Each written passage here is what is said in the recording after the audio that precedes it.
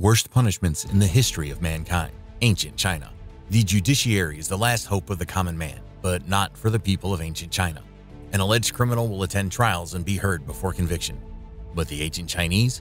They burned, cut, and boiled offenders without a fair hearing. Such a bizarre system of justice. Ancient China was renowned for its strict and unforgiving justice system. They probably had the worst punishments in the history of mankind. The punishments inflicted on those who crossed the line were often extreme and brutal, designed to strike fear into the hearts of potential lawbreakers and maintain order in a society that placed a high value on obedience and conformity. One of the most infamous forms of punishment in ancient China was Ling Qi, death by 1,000 cuts. This method involved the slow and deliberate slicing of a person's flesh, with each cut designed to prolong the agony and maximize the suffering. A person who commits treason, murder, or theft would rather beg for death rather than want to be punished. China has a great judiciary system now, but how did their forefathers punish offenders? In this video, we will backdate to ancient China to see the cruel ways criminals were punished. Number 5. Mo. Mo, or tattoos, are often seen as a form of self-expression or even a fashion statement.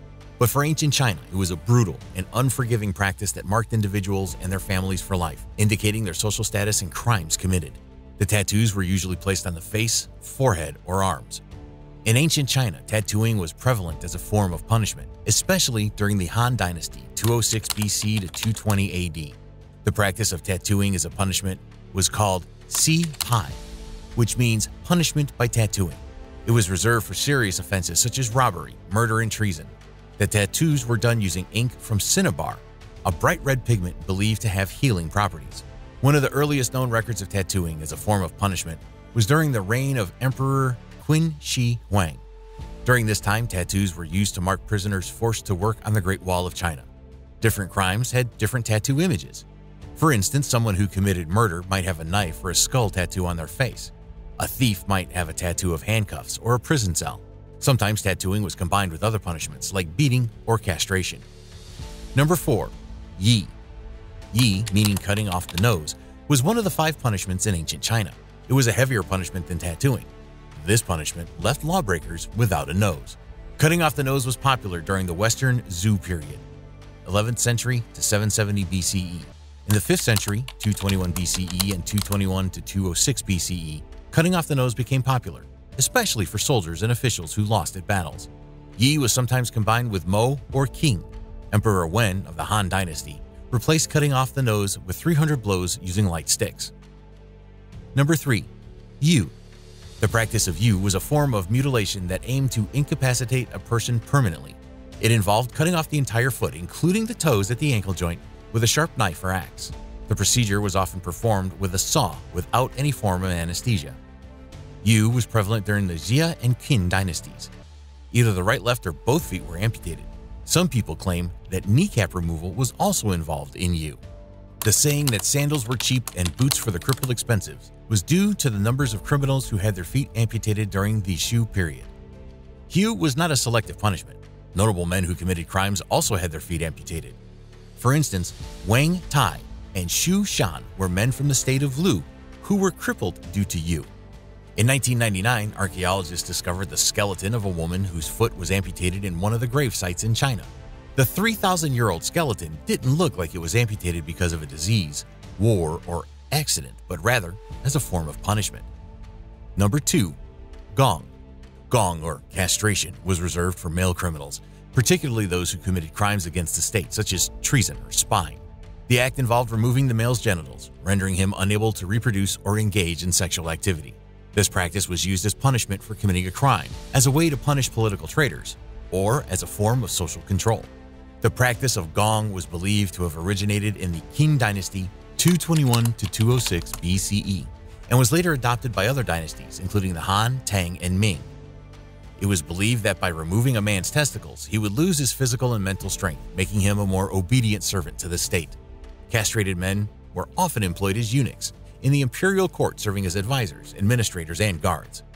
What crime would have led to removing a man's genitals? Indecent behavior or rebellion? Gong was a collective punishment that involved the families of the offender. Families of offenders who were to be castrated were weakened and left powerless. The women were not left out of this form of punishment. Castration was the fate of a woman caught in adultery. Female mutilation called yubi, meaning hidden enclosure, involved locking a woman in a separate house. It also involved beating the woman's womb to harm the ovary or stitching the vulva. Emperor Wen of the Han Dynasty abolished all forms of organ dismembering except castration. In order to reform punishment laws, Emperor Jing offered offenders the choice of castration and execution. Number 1. Da Pi. The worst punishment of all was Da Pi, meaning death. Offenders who have been sentenced to Da Pi will beckon on death to escape the cruel punishment they are about to face. Will death hear them? Yes, of course, but they will have to experience it in the most inhumane and unpleasant way. An instant death is not preferable to Da Pi. The gruesome punishment could be cutting the body into pieces, boiling alive, tearing an offender's head or limbs apart, beheading, slow slicing, burning, cutting into two, dismembering or abandoning the offender's body in a public market. If the offender's skin were to be peeled, he would be tied to a wooden pole in the town square. The executioner would then use a sharp blade to slowly peel the offender's skin away, starting from the face and moving downwards. The process was slow and excruciating, and the executioner made sure to keep the offender alive for as long as possible. Another punishment is known as death by 1,000 cuts, or lingering death. The aim was to make the criminal unrecognizable. Apparently, the criminal's body parts were slowly removed. Slowly slicing is done to destroy the criminal's present and future, even as he travels to the great beyond. The punishment for a criminal boiling to death, that means he would be submerged in a pot of boiling liquid like a dead chicken whose feathers want to be plucked. This punishment involved placing the criminal in a large pot of boiling water, oil, tar, tallow, or even wine, and slowly cooking them to death. Strangulation was introduced by the Northern Wei dynasty of ancient China in 563. A criminal will die by strangling if the executioner flings him to the ground facing down, sits on him, and ties a rope around his neck. As the executioner tightens the rope, the criminal will choke and gasp for breath until his last. Criminals in ancient China could also be punished by beheading. This punishment involved a criminal kneeling with his hands tied to the back and his head on a block, ready to be chopped off. Two people will assist the executioner in cutting off a criminal's head. One person holds the rope, tying the criminal's hands. The other assistant pulls his head forward, and the executioner will cut at once. Tearing apart by carts was also a form of Da Pi. To tear a criminal apart, his head and four limbs will be tied to a horse cart driven by 5 drivers.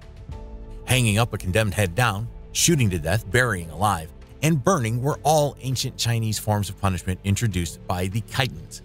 The Jurchens introduced hitting the brain as a death penalty. Da Pi also involved corpse mutilation, which involved families and relatives of the criminal. The ancient Chinese dishonored a person's descendants and relatives by not burying the corpse the usual way.